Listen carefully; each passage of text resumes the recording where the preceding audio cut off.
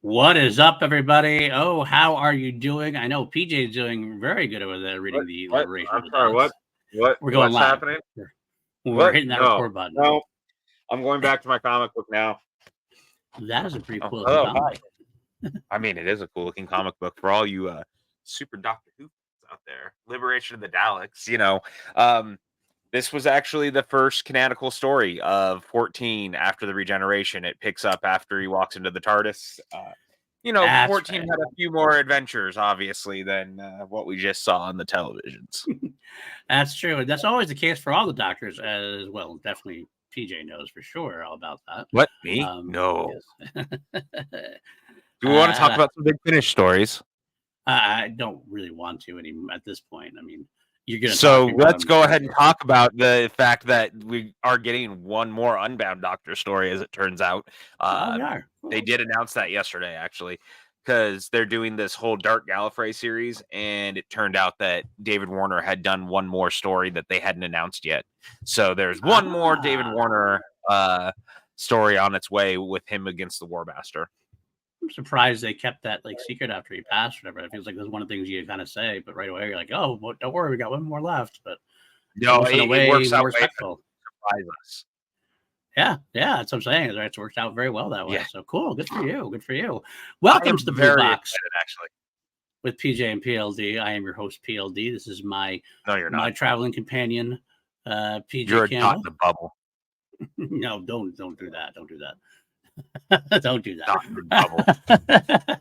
This was a very, I want to say, unique episode in a lot of different ways, and an episode that surprised me, shocked me, and made me. I wrote it off halfway through, but then afterwards, I sat on it and dwelled on it for like 2 days.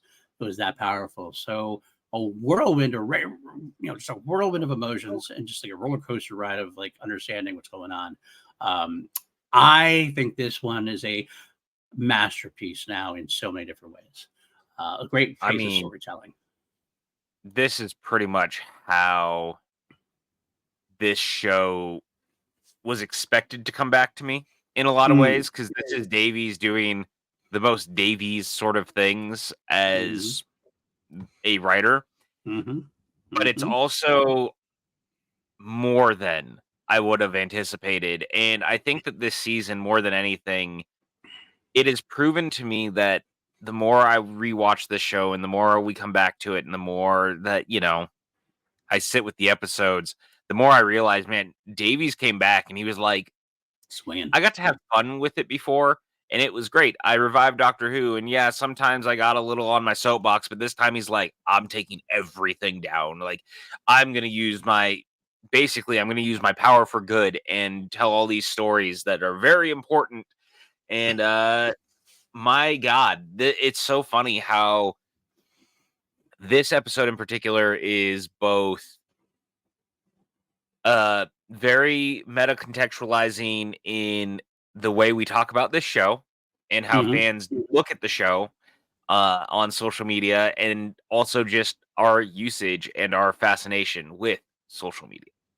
Yeah, absolutely. I gotta say, I mentioned it on the top. I kind of wrote this episode off almost about halfway through, maybe 60% of the way through, as a good episode, a fine episode. But I kind of was like, okay, done here, done that. It felt like, it was very much Black Mirror at the beginning, Black Mirror which is not surprising because Black Mirror actually was very influenced by Doctor Who.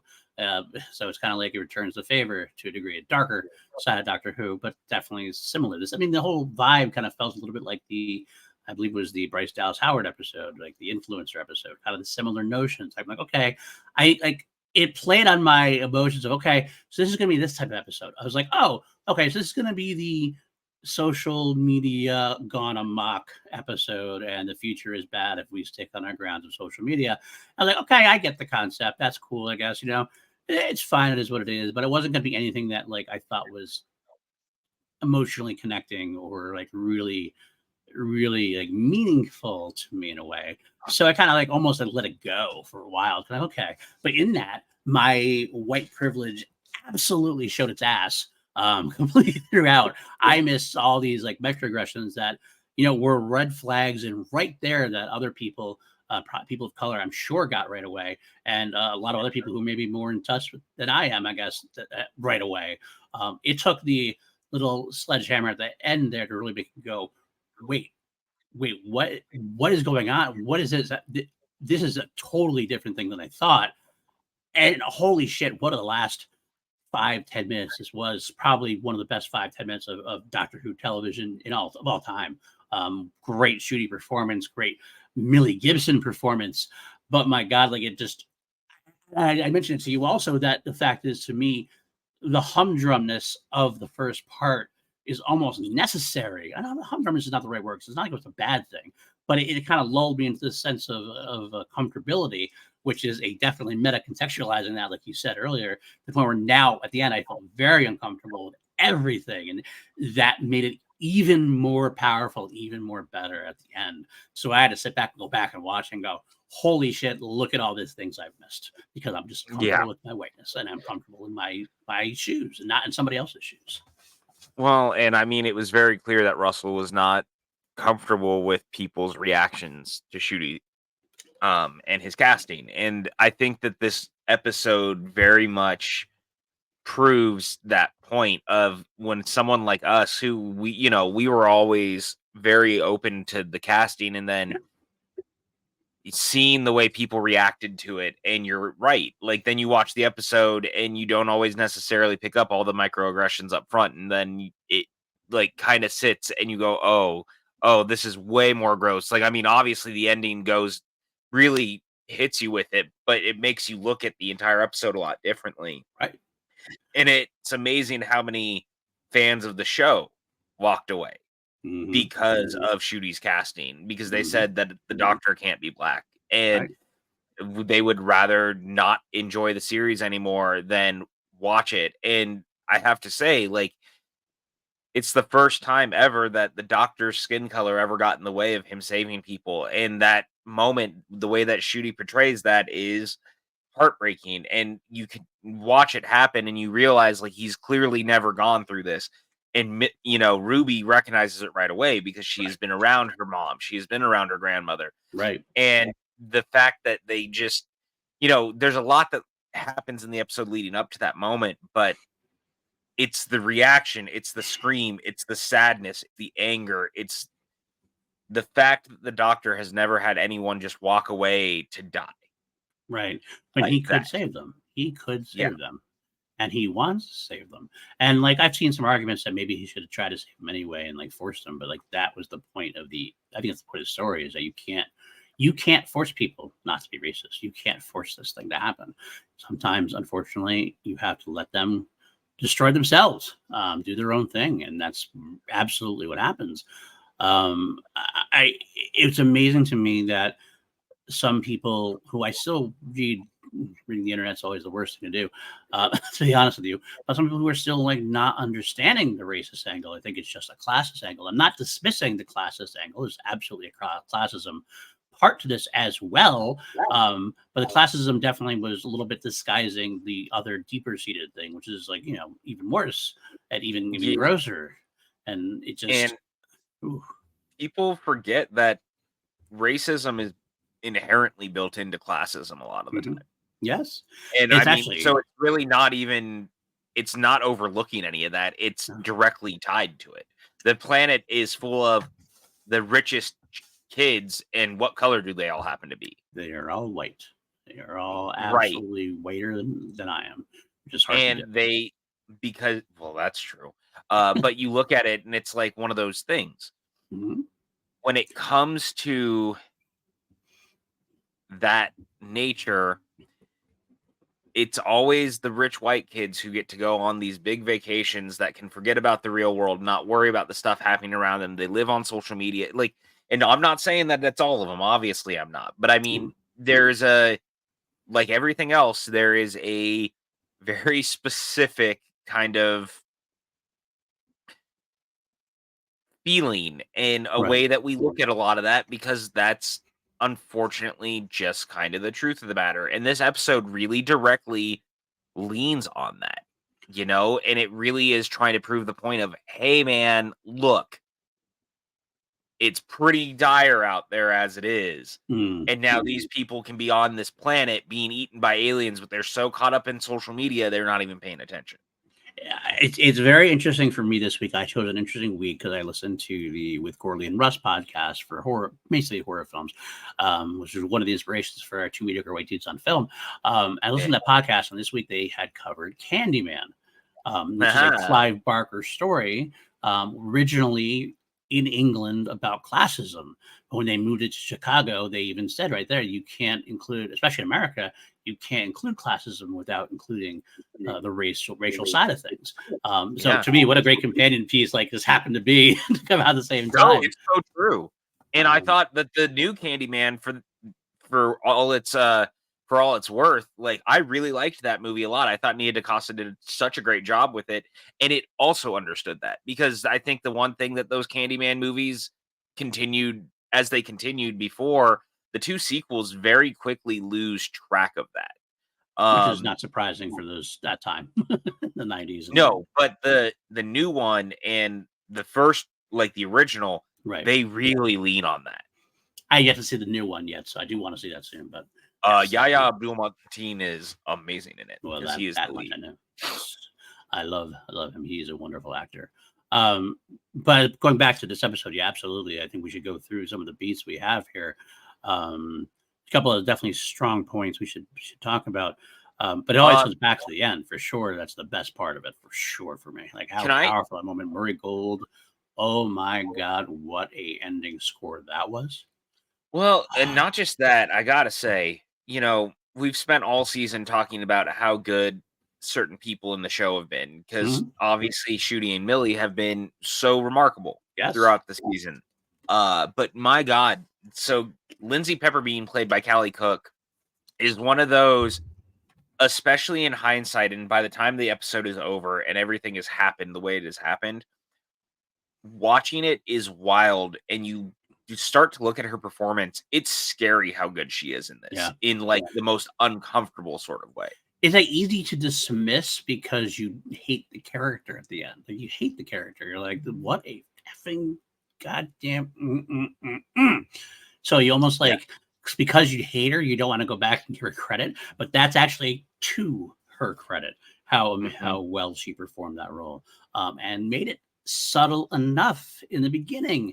Like that's a fine line. She had a straddle. She didn't get overt with it at first. It was all kind of like passively that way until she had to turn that corner, like to the point where, like, when she turns on our Ricky September, it actually came as a surprise to me, because I was like, oh, this is what we're doing.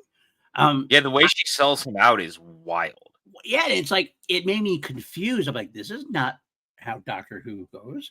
Usually it's like she's the vapid, stupid, like overly taught by social media kind of thing. Like, oh, but the doctor's going to save her by the end. But she's inherently a good person.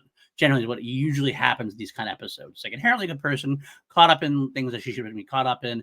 By the end of the episode, she does the right thing, chooses the right way, and the doctor saves her, happily ever after.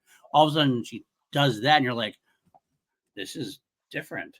But it's a nice way, I got to say, it's a nice way to subtly, like, so it doesn't, like, her evilness at the end doesn't almost come out of nowhere anymore. It's like kind of like that next step down the leg. It just made us uncomfortable enough to go, let's.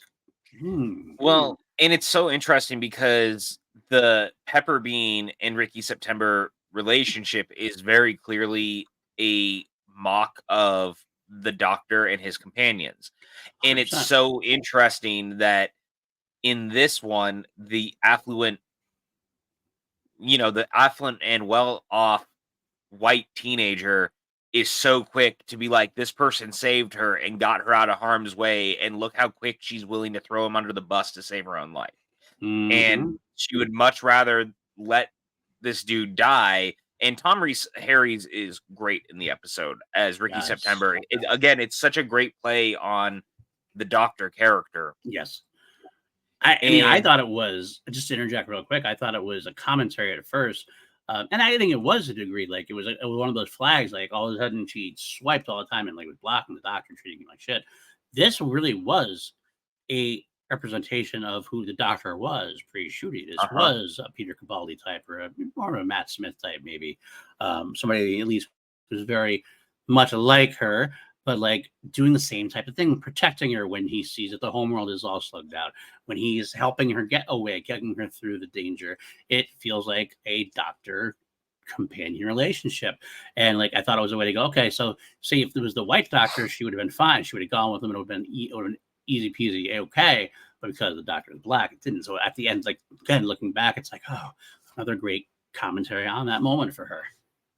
yeah, and again, she was totally willing to sell anyone out if it meant protecting herself. And it's such a stark realization and a reminder that it's like, man, sometimes it's just going to be like that, as scary as that is. And as weird as that actually is. And we're clearly getting closer, like, it is continuing to get there.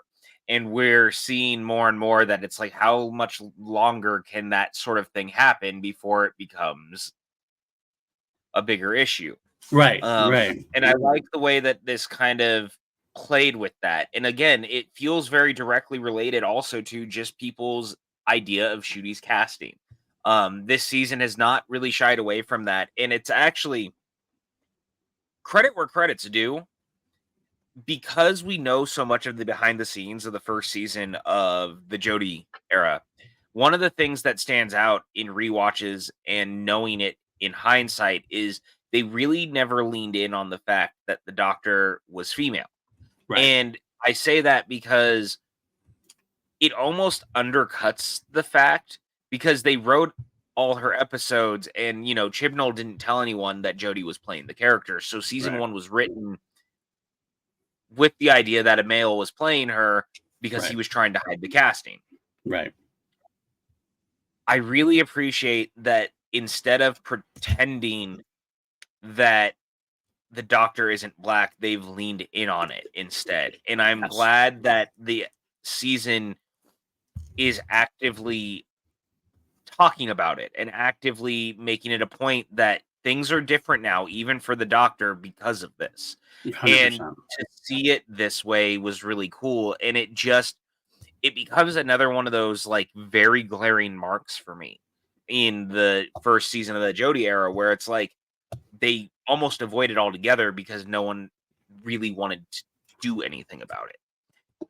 Yeah, absolutely. It's interesting. I was talking about the Jodie era also. I knew some people threw up there, well, this isn't the first time a doctor's been black now, because we have Joe Martin as the fugitive doctor. I'm like, well, okay, it's true, but at the same time, the doctor has no memory of that timeline. So to him, it's still a first time, and for us, it's still a first time seeing that as a black man, as a black anybody, really. It's like, I think it makes a much more importance for us to see it this way, first person, first time experience, rather than, oh yeah, he's seen it before when he was the fugitive doctor. Well, and again, we really don't know how long Fugitive Doctor even lasted and what Fugitive Doctor was dealing with. That's the other thing. Like, the Fugitive Doctor may never have come across this. Again, like, depending on the situation, we really don't know enough about the Fugitive Doctor to know.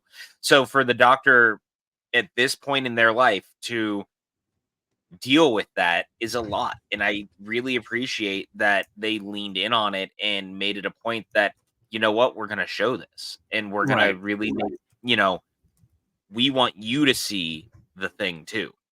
Right. Absolutely. So before we got there, we should talk about some of the other episode too, because there was actually some cool moments, even though I said I dismissed it. There were still some very cool moments. I loved the vibrancy and the colors of Fine Time, which in a way was alien enough because it was so bright and funny. And it also kind of, like, I think it deferred from any like from the dirtiness of what's to come. It was so Yeah. clean and so crisp, so everything else. What a it really you can't be blamed for thinking this is going to be a social media thing because they're so vapid, they're using the bubble to walk. They can't even put their it's like it's only commentary, and the kids can't like put their phones down to even walk nowadays, and that's actually a Yeah. true thing. But this is just to the extreme level. Um, Again, but what I can't get over how genius it is to kind of hit us on with an episode that we've seen before in a way to go, this is what this episode's about. Like we're going to make these assumptions because racism can be about assumptions. You make assumptions about things. And they totally steer me in hook, line, and sinker.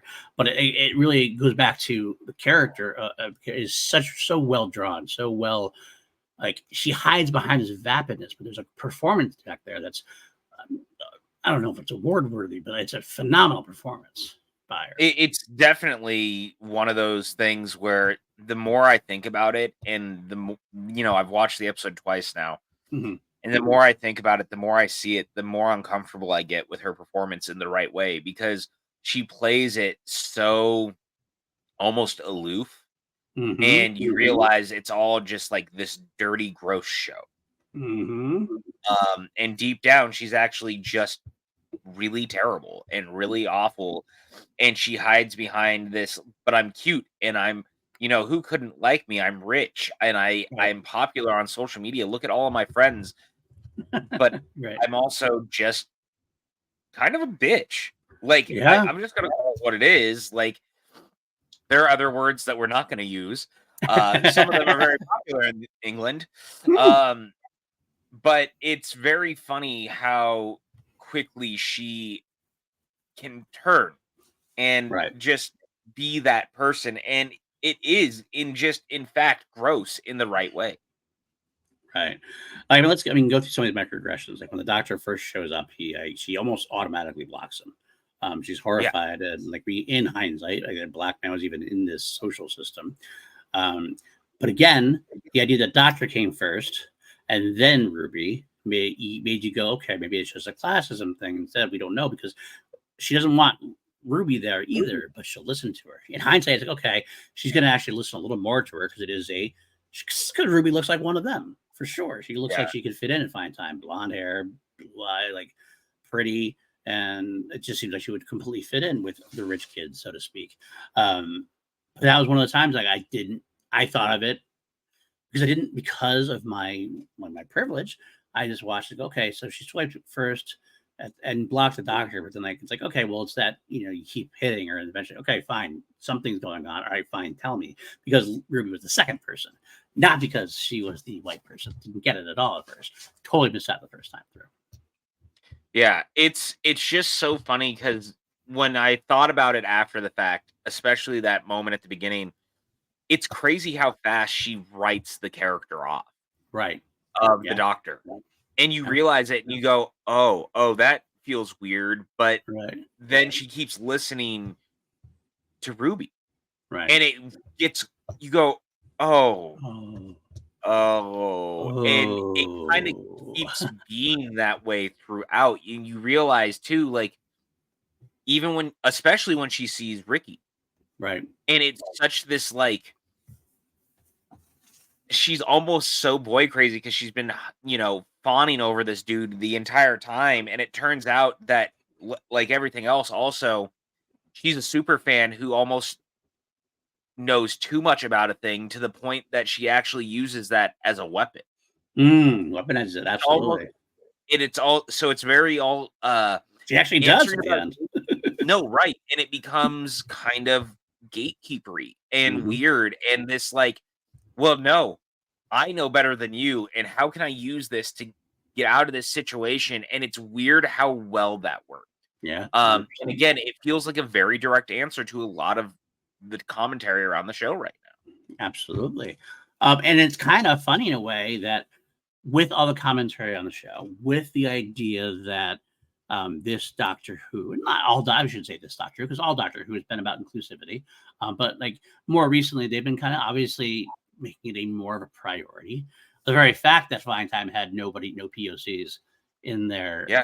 social bubble should have stuck out even more because we know Doctor Who's becoming more inclusive. They would try to throw that in. They would try to have a more well-rounded background cast, even if anything else. They're trying to be diverse. Right. They're trying to be diverse in all the best ways possible. So the fact that that wasn't there should have been a sign right away. Oh, this is what fine time is. Yeah, it's crazy how well it works. Mm-hmm. And again, it feels like such a direct response to everything going on right now.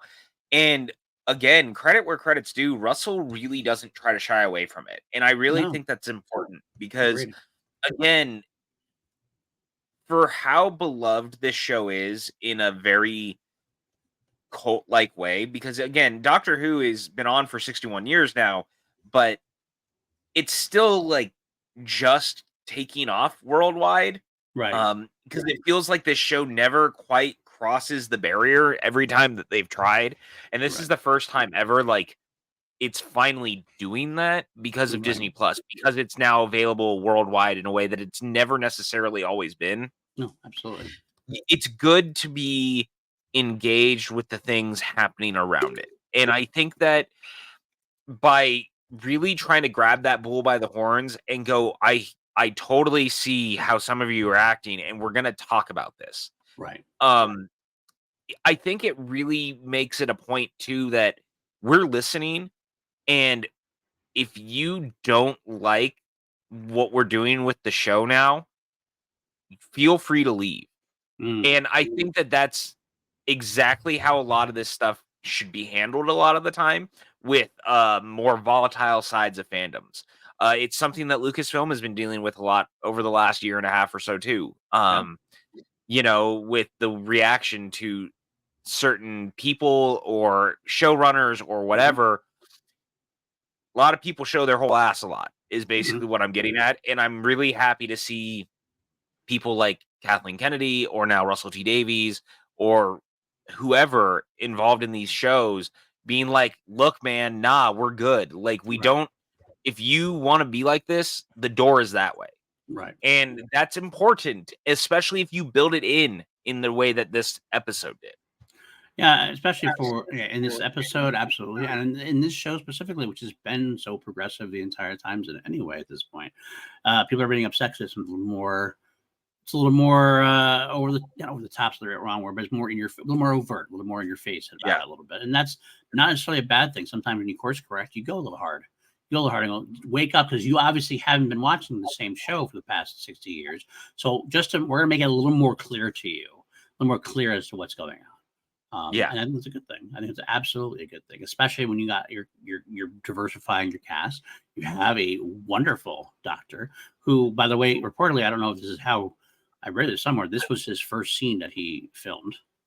Wow! That ending thing the ending bit was like the first thing he filmed. I don't know if it was before. I have a hard time going, is that being even before the giggle? And I guess it could have been because they were trying to film a lot of that stuff at the same time. Well, it could have been the first block of his season. That could have been it too. Guess. Yeah. But like some people, there was some reports out there that this was it. This was the first thing they did. So if it's the case, that's an impressive. I could 100% seen this being the scene actually that that he read with too, because I could see them. But again, I feel like that doesn't quite make sense because knowing Russell, the episode wouldn't have been written yet for this, because again, it feels like a very direct response to a lot of his casting. Yeah, right. Well, he might have been very prescient about what this casting was going to do. I think he might have known what was going to happen either way. He's a pretty smart guy, and it didn't take rocket science to figure out what was going to happen when this announcement happened. We saw what happened with Jodie, so it's a very similar kind of thing. So, for sure. But yeah. But either way, I mean, it doesn't change the fact that Shooty's, whether it's his first, whether it was the last, it doesn't really change the fact that Shooty is awesome, and it really just, it's an incredible sequence. Let's talk about that whole. We kind of been talking about it a lot, but let's specifically talk about his performance. What a powerhouse moment where he realizes what's going on before anybody else does. Millie recognizes it pretty quickly too, obviously because I shouldn't say Millie, I'm sorry, Ruby, because of her life, and she knows what's going on. She's had her mother and her grandmother. But like the powerful moment of him realizing what's going on, and for the first time, because I mean, it's such a unique perspective because he has seen it from the outside before and been mad Yeah. about it. Like we had the whole Peter Capaldi episode, even most recently, Peter Capaldi and Bill, when they had gone back in time and he saw how Bill was being treated, he confronted it from the outside because he was Peter Capaldi is an older white male, so he could have that kind of outside interference. So he's never seen it from this angle. So watching and go, he wants to do doctory things and be doctory, but he knows because of who he is that they're not going to listen to him.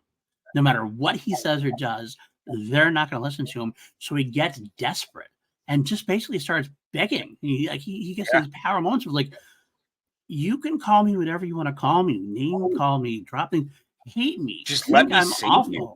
I am trying to save you. Help me save you. I will do anything you want. I will play the part of the stupid whatever because that's what you need. Fine. I need to save your life, which is a very doctory thing to do. A very doctory thing to do. Like, there's a lot of people Especially who because like, he even goes, you're literally going to die. Like, if you get on that ship, you're going to die. Right. That is how this ends. Mm-hmm. There's nothing in between, nothing like it. That is what happens. You get on that boat and you die. And they go on. If you get in this ship, you live. I will save you. It doesn't matter how terrible you are inside. Right.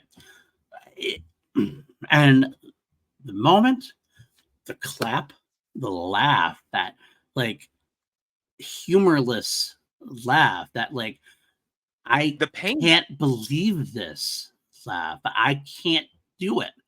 The doctor can never not do it. The doctor's always about finding a way to do it, and he can't. And then the scream, and just the power. And man, Millie Gibson, it's a subtle thing, but she chose the right moments that kind of like touch his shoulder, and then kind of also ease back. And it was just like, wow, what a powerhouse performance from these two. What a powerhouse performance. And again, like, we've spent all season talking about how much I like Shooty in this role, but like this in particular really just, God, he's so good.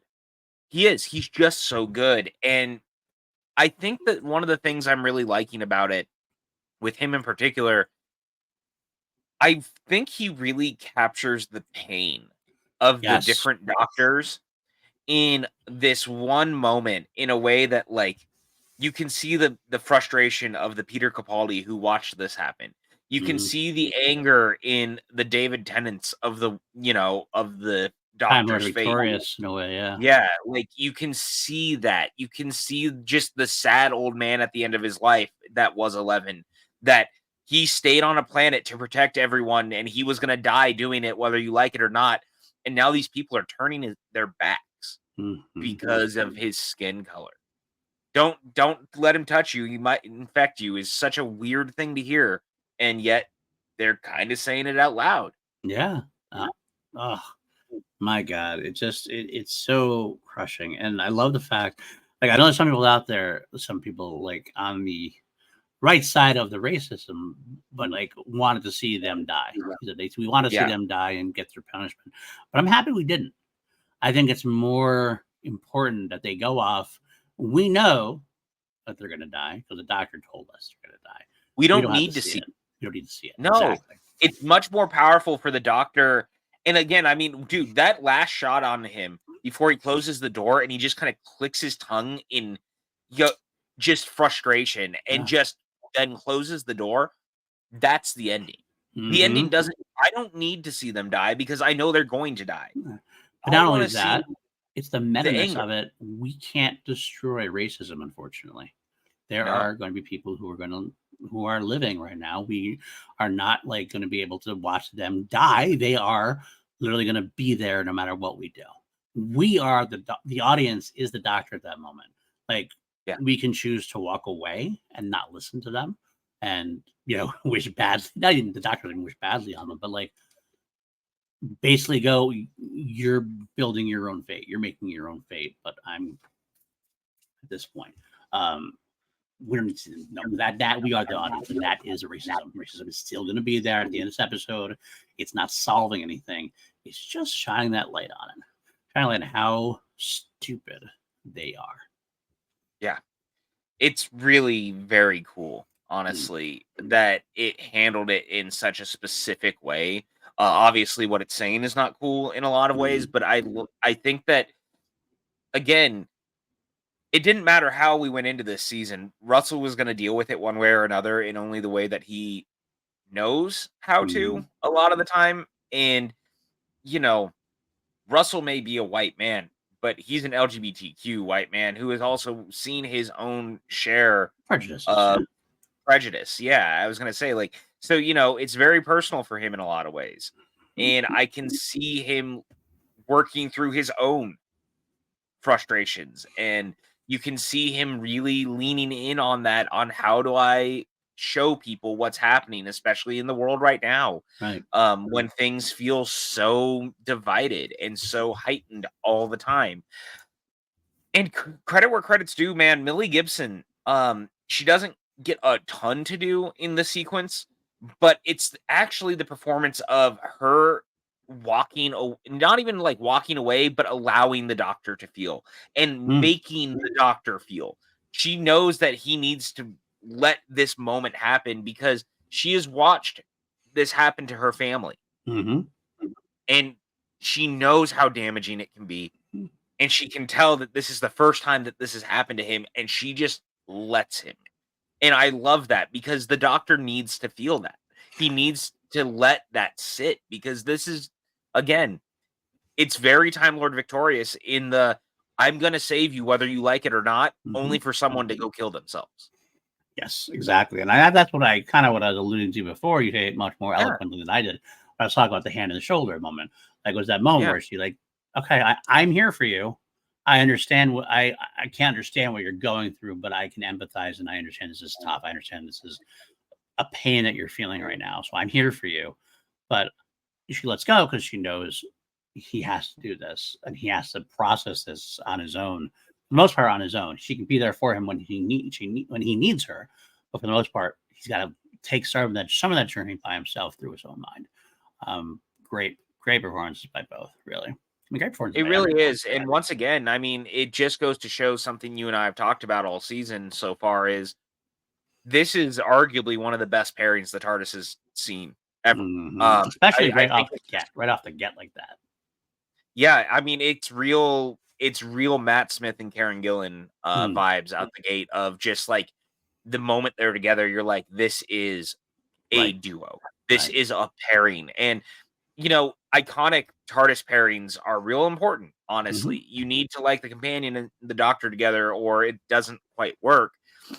But I can't remember, again, maybe honestly, Matt and Amy, like when you had Matt and Karen together, that was the first time like a duo just clicked. I mean, other than maybe Tennant and Donna, but even then, like you watch that first episode with Donna, it's actually not like she's so miserable in that episode. No. I don't like her in that episode very much at all. We had that conversation at one point. Yeah. They did have chemistry; it wasn't their fault, but it just wasn't a vibe I thought I would like for the rest of the season. It wasn't until that they came back together that I was like, okay, I see it. But I think you're right. I think Matt and Karen didn't have anything like that. They just had a pretty much right from the get-go, boom moment. I think that I want to say that Peter Capaldi did well with Clara. I didn't with Bill to a degree, but it was a different kind of thing going on with them. That's harder to totally. explain. It just feels. I think with Clara, it's the same reason I don't look at like Rose and Tennant because it's like they were already kind of there. Right.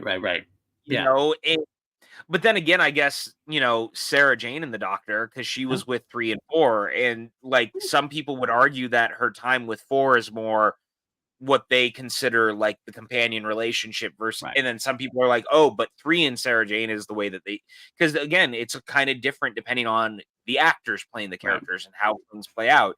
So all that to be said, I think that Ruby continues to be such a great character, but in this episode in particular, it just really hits home in a way that, again, because she grew up watching this stuff happen, it just plays different, and she Absolutely. plays it right. Absolutely. 100% agreed. 100% agreed.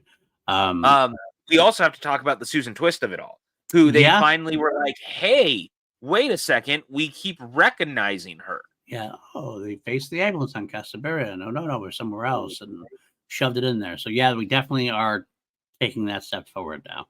And interesting that she was the face and voice of Mummy of Fine Time. That was an interesting. I almost feel like, Yeah. does that mean that they've never actually really been together in real life? Maybe these kids have never seen their parents really together, because you can't really be the Mummy, can she? Or is it? I don't know. It's going on. It's kind of a weird thing going on there. Uh-huh. Yeah, I'm very curious because it's clear we only have 3 episodes left, which feels wild to say out I can't loud. We only have believe that. 3 episodes left. This is I know. blown by. Well, I mean, it's the truncated season, which is Mhm. hard. And it's also the fact that you got 2 episodes up top, and we're gonna get 2 episodes at the end because they're Right. doing the last 2 the same day as well, in the same way that they did the first 2 the first day. Mhm. So we're basically getting 6 weeks of the show, which feels weird because we just got it back. I didn't realize that it's the last two are gonna be on the same day. That's what it looks like. I mean, it's even like if you look at the website, it says like they're together as a thing on the wiki. So unless things are changed, like it definitely has them as one block. Okay, that's fair. Oh yeah, I see it. 311, 3. Yep. Oh no, but they are on one date. They are on 2 dates though. Air dates. Oh, okay. So they are splitting it. According to Wiki, it's June 15th and June 22nd. So, Okay. but So it does seem to be a two-parter in a way. Yeah.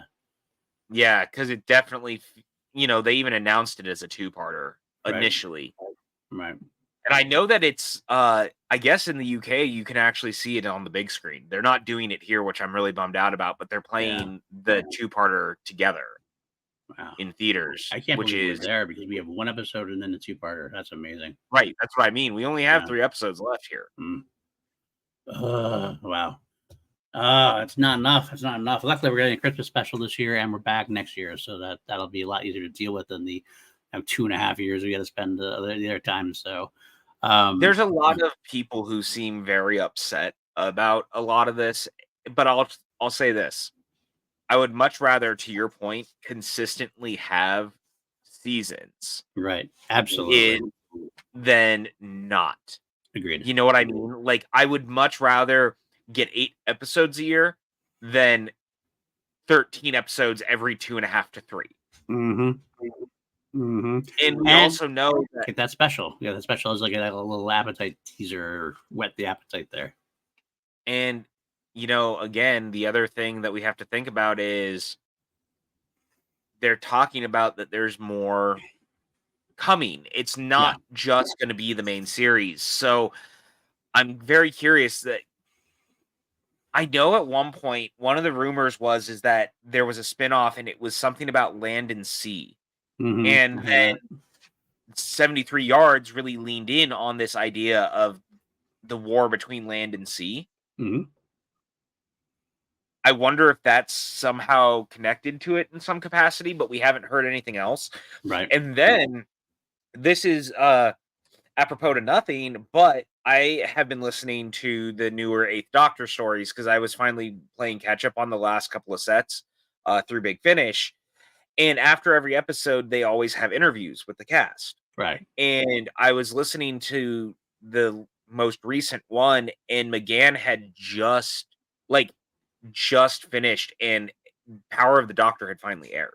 Oh, okay. Gotcha. And he was talking about it, and he was like, I finally got into a proper episode, like, not just doing a mini-sode, not like he was like, I was finally properly, after almost 30 years, back in the show. And he kind of goes, and it probably won't be the last time. Nice. And it just kind of leans in on this. He goes, it seems like Davey, you can tell he's trying not to say anything, or like he's hurt, not trying to get his hopes too high, but he keeps going like, with Davey's back, things feel brighter. than they were. And you could really tell it sounds like he was like, if they ask me, I'll say yes. He was like, it doesn't matter what it is.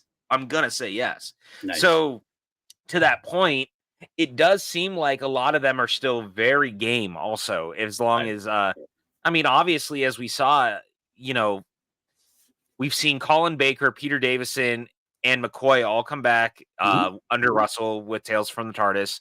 Obviously, on top of that, McGann and David Bradley in Power of the Doctor. Yeah. Tennant, obviously, in some capacity. We are at a point now where they're all kind of coming back in some way. And I think that this version of the show will allow that. Agreed. I think we could have like multi-Doctor miniseries in a way.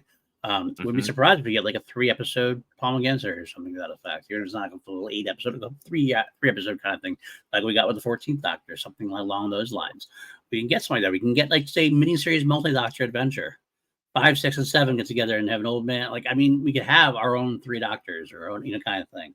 Well, 100%. And Davies has hinted to that in the past. Remember? Because I mean, even so, in his time before he came back, he was always kind of, because he was always still doing the convention circuit, and he always tends to have shows on regardless, because he's a very prolific, filmmaker and writer.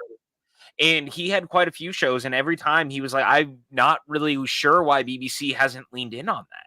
Yeah. Because he was like, here we are in this world where Marvel has all this interconnected storying, and you have all these actors who could be involved. And he's like, why don't we have a miniseries with 10 and 11? Like, why? Matt Smith and David Tennant are incredibly popular. Like, they should really do that. And to Moffat's credit, even, we finally got the first multi-master story under him when you brought John Sim back. But that was kind of the closest to that point of something like that, outside of the 50th special.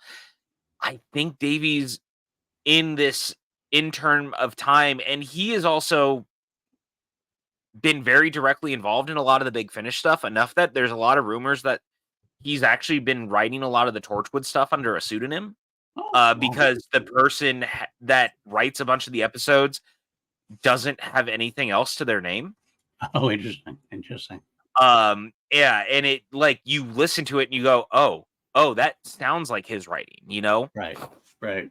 So he's done that. He's had his own Colin Baker stuff that he had done on there. He knows how much people like that expanded storytelling, is basically what I'm getting at. Yeah. He'd be smart to lean in on that in the break seasons, or doing like a spinoff between a season that's like a 6-episode miniseries, or like a 4-episode miniseries over here of whatever. You can do that. Absolutely. And that's what this show should be a lot of the time. 100% agreed. And I'm rambling a lot, but this is why I like a lot of the audios. And I know that the audio storytelling device is not for everyone. You in particular, I know that like it doesn't work for you in like a sitting and listening. You struggle with it. And that's totally understandable, and I get it. Me. That's me. That's definitely not them.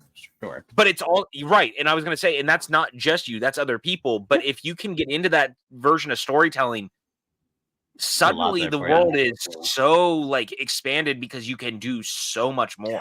I mean, I give you shit all the time, but in a joking manner, but I wish I could. I wish I could sit there and do it, because like I get jealous of like the how much you love some of that stuff. Like, I wish I could get into that and love that stuff, because I love multi-Doctor stories. I love going back and hearing untold tales. It's all right up my alley, but it just doesn't, unfortunately, work for me. I get it. It's hard. One thing I want to add to the whole Davies tales of stuff and everything else. All I got to say, my last thing I got to say is, Peter, I love you, sir. Please change your mind. Peter Capaldi. I know. I can't tell you how badly I want Capaldi to come back under Davies. And it's so funny because he's really been doing a lot of Doctor Whoing lately. Yeah. I mean, did you see the photo shoot the other day with him with Shooty and stuff like that? And he's starting to do the being the Doctor is a full-time thing now for him. He even goes like, I've played the Doctor, but I will never stop playing the Doctor, because once I've played him, it is no longer just it's not just a privilege, but it's like you have to be him almost forever now. responsibility. Yeah. Yeah, it's a responsibility. And so, God, I It's want almost him like to come back because so bad. I mean, and honestly speaking, it's because partially of what's happened since then. He is at this point the last of the old white men to play the doctor. Now we've had a female doctor, had a black doctor. It's almost like they've used him a couple times. Well, they haven't used him. I shouldn't say they haven't used him. He has stepped up and been like, Yeah. no, these are the doctors now. We had Jody at tremendous run. Shooty's the doctor now. He's fabulous. If you don't like it, get the fuck out. Yeah. And he's been very good I mean, about Tom saying Baker that. kind of said the same thing, honestly, because Absolutely. someone tried to. It was during the 60th. They asked him about Shooty's casting, and he was like, "I think it's wonderful. He's very talented." He'd even reached out to him, and basically, he was like, "Look, man, if you don't like the casting, the door is that way." And that's coming from Tom Baker. Like, for all intents and purposes, he's like the stalwart of Doctor Who for a lot of people, and even he was like, "Hey, door is that way." Bye. I love the fact that they got a clip of Troughton talking about a female doctor real briefly. Yeah. And like you're talking, I mean, he didn't say much because I think Peter Davison had brought it up because the announcer had, but well, maybe she could be women, and Peter Troughton just saying that would be wonderful, and like it's like, Yeah. these are the people who are Doctor Who, these are the ones who understand it, and they're going that way. So it's almost like yeah, the people who play the character, like all the captains for the most part on any of the Enterprises, tend to be forward thinking, part of their unless thing. William Shatner. Yeah. I just want to get a 12 and 11 adventure, you and me. For you and me, I want a 12 and 11 adventure. That's dude, and then throw an 8, and it's a party. Because I just want McGann to get 3 episodes where he actually gets to be in the TARDIS, right? And TARDIS, like the Doctor.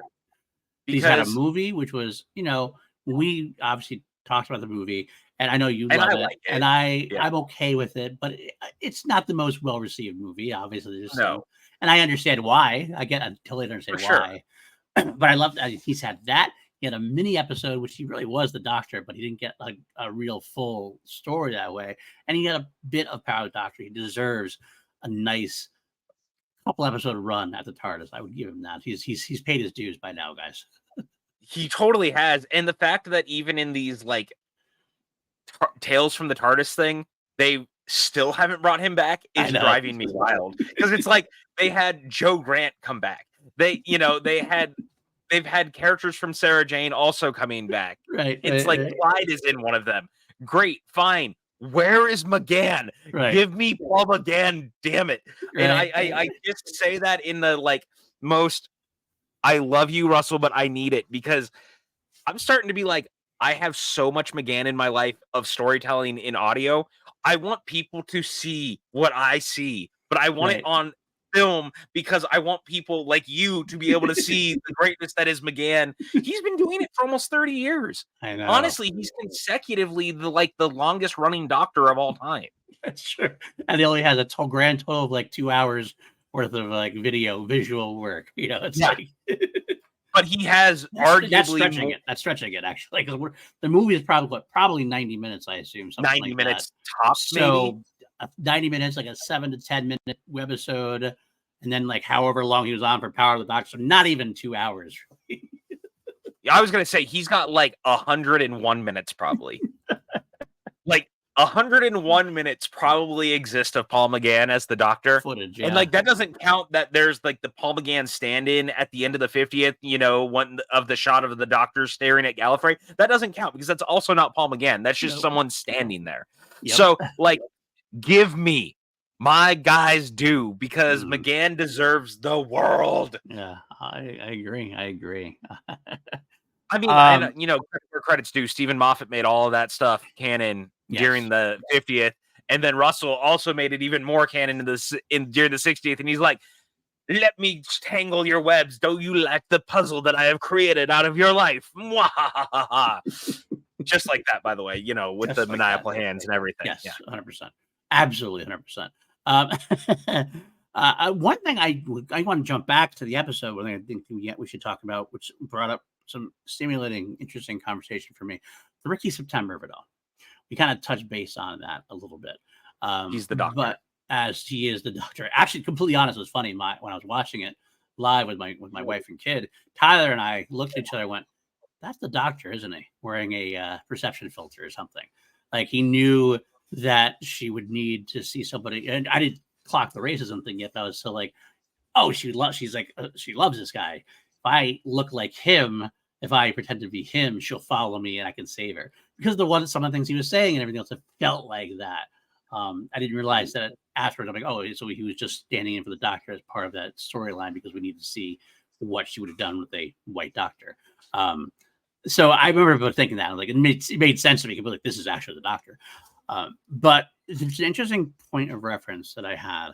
And, I've always said that people on the internet are strange and odd, and they get almost too passionate about things sometimes. And we've already knocked down some of the more racist fans and everything else. But sometimes the people on the other side can be a little bit strange too. Like, I don't know how much you read, but like, I found this interesting thing. Like, we liked Ricky September. She betrays Ricky September, and Ricky September dies sacrificing himself. And so there was this like mini cult of, standing Ricky September. Ricky September is awesome. He could have been a great companion, blah, blah, blah, blah, blah, blah. There was this other like strong human side who like wanted to fight back. And I will say they brought up an interesting point for me that I was willing to consider if it wasn't for like the vehemence of their point. The point being Ricky September is also a racist. And I was like, okay, tell me more. They laid out all they laid out basically was that, well, he is in fine time. He's living with these people. And just thinking, I'm kind of like, okay, that's a valid conversation to have. Right? Well, it's so funny, right? But it makes sense. Also, when you watch his interactions, he seems to be the outlier in a lot of it. Because absolutely, he also listens to the doctor. Yeah. This is my pushback, because also he's the whole storyline is like they set him up outside that he is not like them because he is not in the bubble hardly ever. He's hardly ever in the bubble. He's spending his time outside reading and looking at history and figuring out things. So that's my pushback. Like, I don't think he is. I think he is supposed to be the outlier. But I just found it funny how, like, if you stand Ricky September, you're standing racist. And I'm like, really? We're going to get that extreme about this thing? Like, damn, people. Yeah. People like clapping back. It's like, oh my God. Well, and again, it becomes one of those things that you and I talk about from time to time where people love to see certain things and they don't necessarily critically think also about the rest of it. Right. And the show, I mean, to me, I would argue, but I won't get vehement about it. Like, I have decided I listened to that side of the argument, and I was like, okay, that's an interesting posit. But I have decided that he is not, that he was actually a good person. He wasn't, because that's what the story is telling me. Now, admittedly, I kind of thought that Cassie, what was her name? What was her? That's the actress. That's probably the actress, huh? Yes. Callie Cook is the actress. Lindsay Pepperbean was the character. Lindsay. Okay. That I thought Lindsay was not a bad person at first until she sacrificed her in September.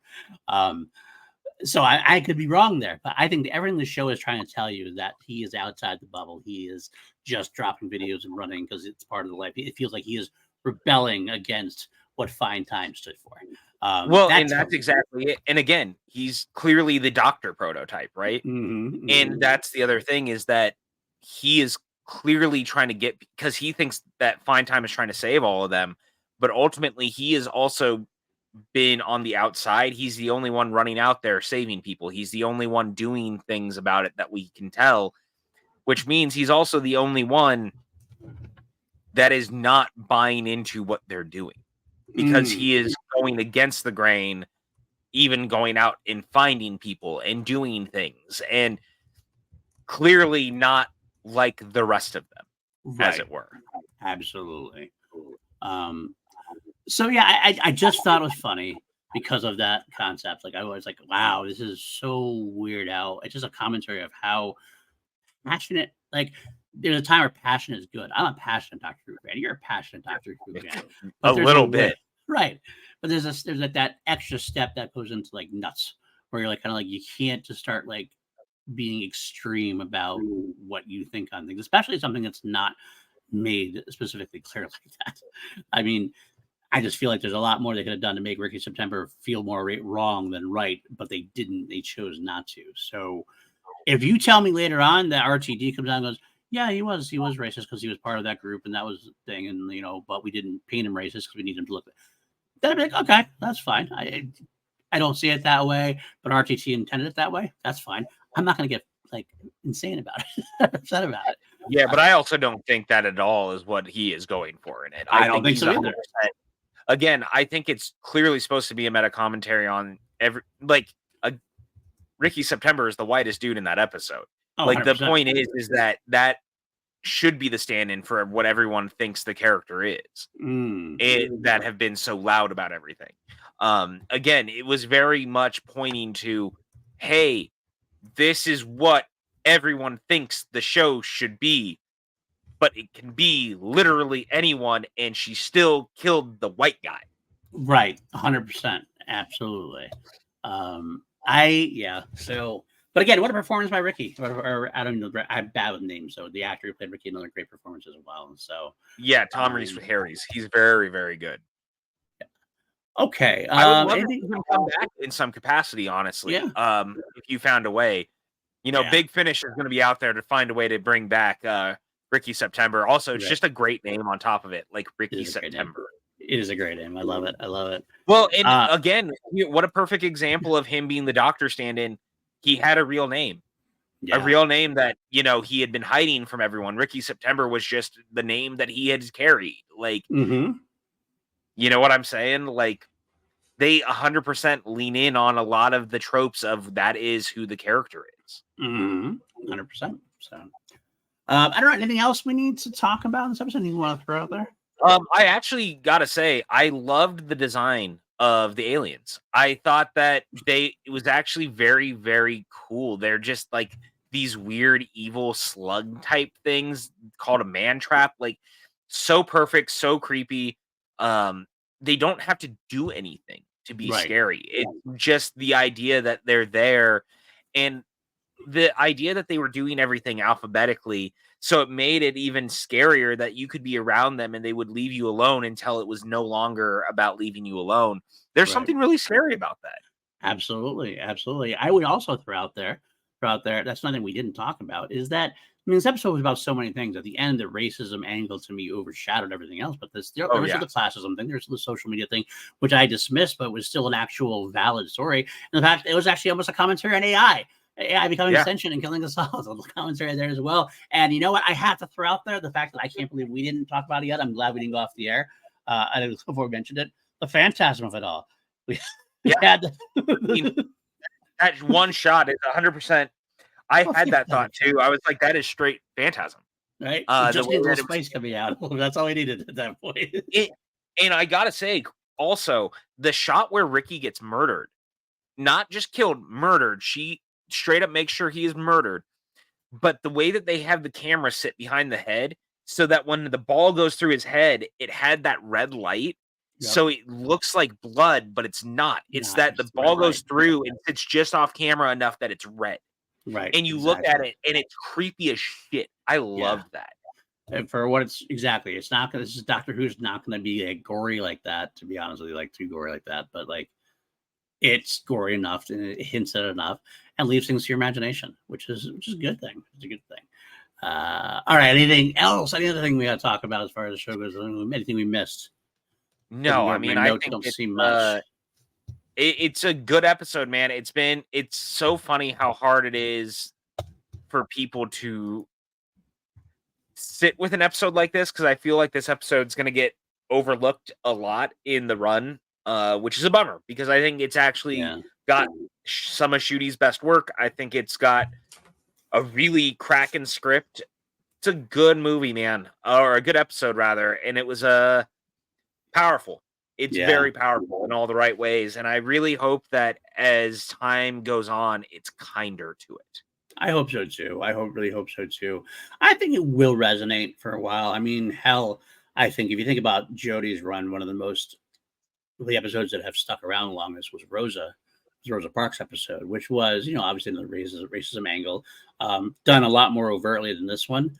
I think the shock twist at the end of this one is what makes this one hang around for a while. I could be wrong. We'll have to see. I hope it doesn't. I will say it's interesting. We had kind of like almost two Dr. Light episodes back to back. And this wasn't quite as Dr. Light, but it was fairly Dr. Light until really towards the end. So I'm happy to see next week when we get to see the Doctor full on, like being able to doctor again, like instead of just being on a little screen or something like that, you know?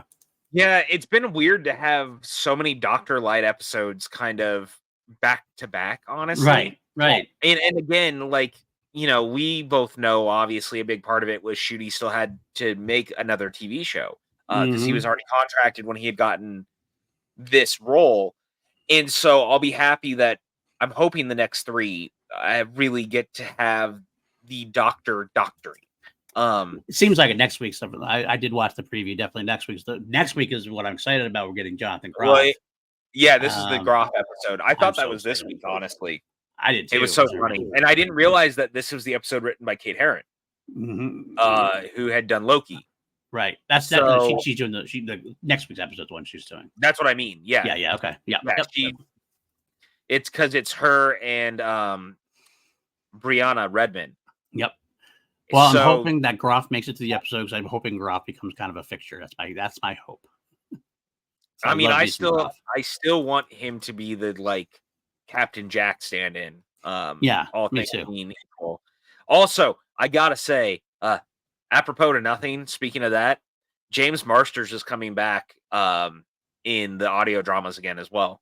Oh, nice, very nice. And he's going to be meeting the War Doctor or the War Master and the Unbound Doctor. So I'm super excited because I always liked his character anyway. So more of James Marsters back in Doctor Who in like that world is awesome. And I would love to find a way for Russell to bring him back in some capacity too, just because I really like the character. Absolutely 100%. So, all right, then I guess that should wrap us up. Really, I think we're pretty clear. We definitely love this episode, and we want more. And we have 3 episodes left to talk about. So yeah, let's do it. PJ, where can the folks find you? You guys can find me here hanging out, doing all the things, and on all the socials at PJ Campbell. Yeah, pretty much it. And I will be on vacation for the next week and a half, so I apologize in advance for all the Disney posts that we're about to hit. And they will be coming. It's like Game of Thrones. Disney is coming. Disney World is coming. At least pictures of it. You can find me at Paul _ Denuzio on the old Twitter. I think about PLD Projects and some of the other ones. Paul Denuzio. I'm on all the social medias, although I don't really use the other ones yet. I still should get into those a little bit. You can find me also all over this channel. Every week I do a Star Wars show called Holy Snokes. We are going to get headlong into our the Acolyte. Not reactions, but reviews tomorrow. Maddie and I will break down the first 2 episodes because they come out tonight. We are excited about that. And if you like to talk about the prequels, just last week we got together with Ken Knapsack, which is always a wonderful time. I love Ken Knapsack so much. So I still want to get him on our Doctor Who show. We could try. We absolutely could try. Bless you, by the way. You can find us here every week from the Big Blue Box. Like, PJ is on vacation, so I'm not certain what we're going to do next week. There's a potential. I have a co-host in mind, perhaps, but I haven't reached out to that said co-host to maybe guest on an episode. So I don't want to announce anything until that happens, but we'll see. I'll try to make something. Sorry, I have to be busy. I know, son of a bitch. But that's okay. He'll be back for the last 2 episodes, which is important, obviously at this point. So that's good for that. Then we will go back to 2 Meter White Dudes on Film after that. So we're looking forward to that. Got my Crown Jewels Queen podcast I do, as well as review where we go through the franchise V, starting the 2009 reboot of V soon on that. I believe that's going to come out next week. And I guess that'll do it. Hit that like, hit the subscribe, give us the reviews, 5 stars, all the things. Patreon.com/PLD Projects if you want to help out even further. Also, Dell, Brennan Buckingham, great crew. If you can't, I get it. I totally get it. Just try to build the community your way. Exactly. Just comments. Help us beat the algorithm, that almighty algorithm. Help us help you. Absolutely. And on that note, come in our Big Blue Box and let's fly away to the stars. Bye now. Bye, nerds.